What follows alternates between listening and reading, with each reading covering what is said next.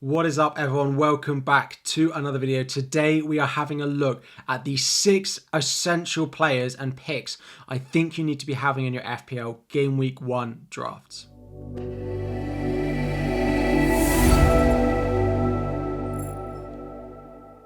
What is up, everyone? FPL Harry here. And today, top 6 essential picks I think you should be having for your Game Week 1 drafts. We'll start filling out this team with players and positions I just think you can't go without that need to be in your Game Week 1 drafts. Before we dive in, this video and this channel is being sponsored by Fantasy Football Scout this season. You may have seen I've done my first episode of Burning Questions over there. It is a great platform, your one-stop shop for all things FPL, whether you like podcasts, whether you like YouTube content, whether you like articles, whether you like preseason data, whether you like XG, everything you need is in one place for you. You can join during preseason with the link in the description, which will get you 30% off. But let's have a look at those picks. So the first pick I think you need to have in your Game Week 1 draft, let's not beat about the bush in this, is Erling Haaland. Erling Haaland had an incredible season last year. 36 goals, 9 assists, was a perma-captain for the lot of us. Now, this probably seems like a no-brainer, and we're not going to spend ages talking about why I think you should have Erling Haaland in your team. Just look at the fixtures, look at his data from last season. I just think you have to have him. This is probably, again, 86% owned. 86% if you think you agree with me that he needs to be in your Game Week 1 teams. But if you're unsure about him, or if you're in the 14% who don't own him, please, he needs to be in your Game Week 1 drafts. The second position I think you need to be having in your FPL Game Week 1 team is a 6.5 million midfielder. This in theory can also include a 7 million midfielder, but I think there's enough good options in that 6.5 million price bracket that we should be looking at. The reason I think you need one of these in your Game Week 1 draft is just because of how good the options are there. Going into the start of the season, we're not exactly sure which one we're going to want to own. However, come Game Week 2 or 3, we will be wanting at least one of these in our team. If you don't start with one, A, you're not going to have any chance of being on the right one, and some of these players could offer incredible value this season. And B, yeah, if you go into the season without one, it's going to be difficult to get to them early on in the season. You don't want to be using transfers early to go and buy players which feel like a reasonably good pick going into the start of the season. I've highlighted the 5 that I think are the most popular at the moment. To be fair, Mudryk feels like an absolute imposter on this graphic. As a Chelsea fan, I had to put him in there because he has looked okay with a bit of a smile on his face in pre-season. But generally, Eze at Crystal Palace on penalties, the main man without Zaha there. Mitoma at Brighton looked great at the end of last season and particularly the second half of the season. And Mbeumo again without Ivan Toney in there. We've spoken about him a lot. And new signing to Aston Villa, Diaby at 6.5 million. Looks like he's playing a sort of a second forward role alongside Ollie Watkins as well, alongside Mudryk as well. A lot of us looking at Chelsea assets. Those are probably the top 5. You can probably exclude Mudryk, but the graphic looked better with 5 rather than 4, so I added an extra one in there.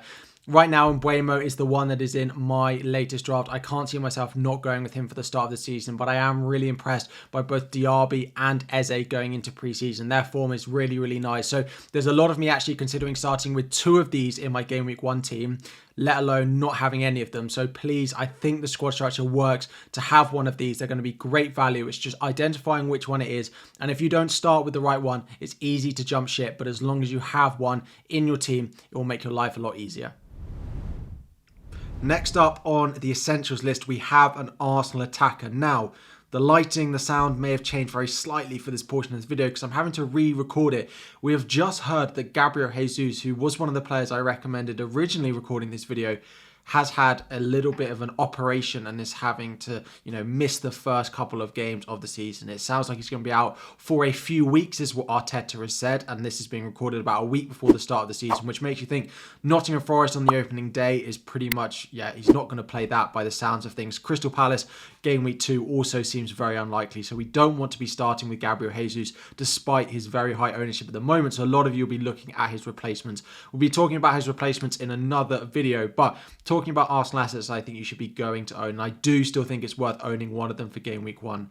The top 3 on this graphic are now the ones that I think I will recommend: Bukayo Saka, Martin Odegaard and Martinelli. It does mean that if you're going for the double up, I do think you need to find a space in your midfield for a second one. A lot of us going with Bukayo Saka, and for me, he is the number 1 Arsenal midfielder that we should be owning going into the start of the season. He's on penalties. He's on some set pieces. For me, he's the most nailed in there as well, alongside Martin Odegaard, who's most nailed.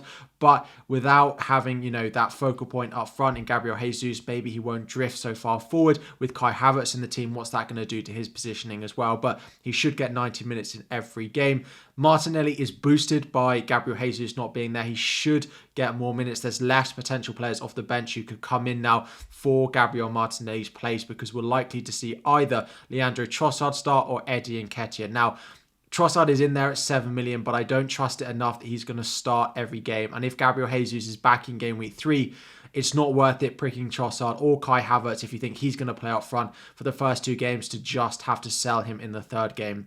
Once Gabriel Jesus is back, I do still think that Martinelli will still play in that Arsenal lineup on the left wing. Bukayo Saka will still play. Martin Odegaard will still play. So I still think the 3 that we should be looking at are those midfielders in Bukayo Saka, Martin Odegaard and Gabriel Martinelli as well. Following on from that is actually an Arsenal defender for game week 1. Again, it's down to the fixtures. The fixtures are really nice. Now, at the end of last season, defensively, we weren't that great, and a lot of that was the Saliba effect. Saliba ended up being out for the majority of the second half of the season, and Arsenal defensively just fell apart, particularly at home, actually. But with Saliba coming back, they look better in pre-season. I do think they'll hit the ground running again, particularly from a defensive point of view as well. Being at 5 million, those are my 2 favourite options. Now, Ramsdale was an option, but at the moment it is being rumoured. It hasn't been officially signed that we might see David Raya joining Arsenal. Now, if that is the case, I still think Ramsdale might be first choice for the time being, but it's enough to put me off going for Ramsdale in my game week 1 team, because I put my hands up. I think David Raya is a better goalkeeper and a better option for Arsenal to play with than Ramsdale, even though Ramsdale has just signed a new contract. Zinchenko at left back hasn't really featured any much in pre-season. Then at right back, it could be Timber, Tomiyasu and Ben White, of course, who's up at 5.5 million, which is why they're not in there, which really only leaves Saliba, Gabriel and Ramsdale as the 3 possible picks that we could go in with. Gabriel, I feel like, has the most goal threat. Saliba is a little bit better for bonus points. At the moment, Gabriel is the one in my draft, but I think defensively they are great options. To me, the only real reason you shouldn't start the season with one of these, because they are underpriced as well. 5 million seems too low for them. If you're not going to start the season with a defender, the only reason you should do that is if you have triple attack. If you have an Arsenal slot to start the season with, I think they are the best cheap defenders that you could go with. Next up, pick number 5, I think we're at. Manchester United attack is the ones I think we should be going and looking at. Now, there's only really 2 options, but it does look like Haaland is going to come in. At the time of recording, the transfer hasn't been officially confirmed. Plus, of course, there's no price for him in FPL. I've predicted 7.5 million, but generally it is Marcus Rashford or Bruno Fernandes. And again, I think you need to be starting with one of these 2 at least in your draft. My latest draft has 2 of these in. It has both Marcus Rashford and Bruno Fernandes in my team. The reason I think you should do that, A, is they're very reliable for points. They were great at the end of last season, particularly Marcus Rashford when he wasn't injured or potentially being injured, which was a real pain around those double game weeks. But also when you look at the fixtures, right? Wolves at home, Nottingham Forest at home, Burnley away, Brighton at home, and then the only 2, in theory, more difficult ones are Spurs away and Arsenal away. 2 teams which, yes, Arsenal's difficult, but Spurs have not been great defensively in pre-season. I personally prefer Marcus Rashford over Bruno Fernandes. I just think Mason Mount will want to get forward. It will hinder Bruno Fernandes a little bit, but he'll still be a good asset. Of course, he's on penalties and set pieces as well. But yeah, Marcus Rashford for me is the one I want to go with. I'm a little bit concerned about his form in pre-season. He's a very hot, cold form type of player, Marcus Rashford. So 9 million for a player who's not really performed so well in pre-season is a bit of a question mark, but I'm definitely going into the season with at least one of these 2 in my team. If Haaland comes in cheap, then maybe, but I don't think he'll be ready for the start of the season. So one of Marcus Rashford and Bruno Fernandes, I feel needs to be in your game week 1 teams. And pick number 6 is Chelsea cover going into game week 2. Now, game week 2, they have West Ham away, and game week 3, they have Luton at home. The real fixture swing starts in game week 3, but to be honest, I think particularly the attackers are good assets from game week 1, game week 2 in particular, and onwards in game week 3.